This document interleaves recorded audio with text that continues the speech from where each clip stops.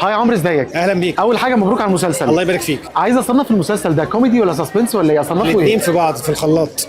هو يعني جريمه غموض كوميديا على كوميديا سوداء هنكتشف. قدرت تحكم الكوميديانات اللي معاك في نسبه الارتجال ولا سبت لهم المجال؟ لا، سبت لهم المجال طبعا. طول الوقت يقترحوا ويقولوا، وفي الاخر بقى انا معايا مونتاج بقى براحتي بقى احط واشيل. عمرو، انت دايما معودنا على الوجوه الجديده، بس اول مره نلاقي حد جايب حد من على التيك توك، عبد العاطي.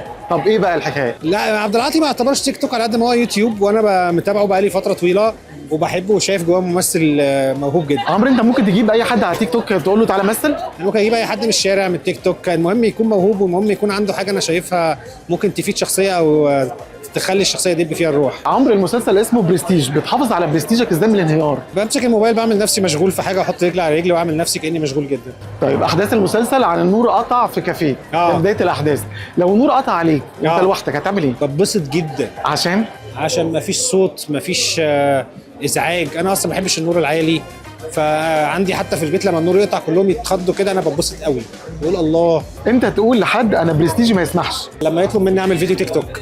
يعني انت ما بتحبش تيك توك خالص؟ طب هتجيبني على الجوم ازاي طيب؟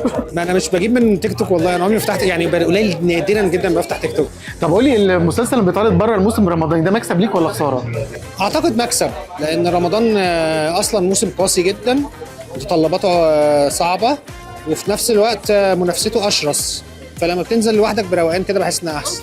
قول لي 3 اماكن فيهم برستيج بيبقى عالي قوي، تحس ان انت نجم فعلا. كل الكافيهات بقى اللي كل الناس فيها عارفاني دي بحبها قوي بقى، بخش استاذ عمرو نجيب لك نفس المشروب بتاعك والحاجات دي بتبقى جميله.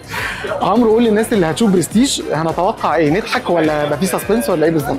اتوقع هتتفاجئوا كتير، يعني في ضحك في غموض، بس الاهم ان في مفاجآت كتير. عمرو، انا بشكرك جدا، مبروك على المسلسل. عايز جدا.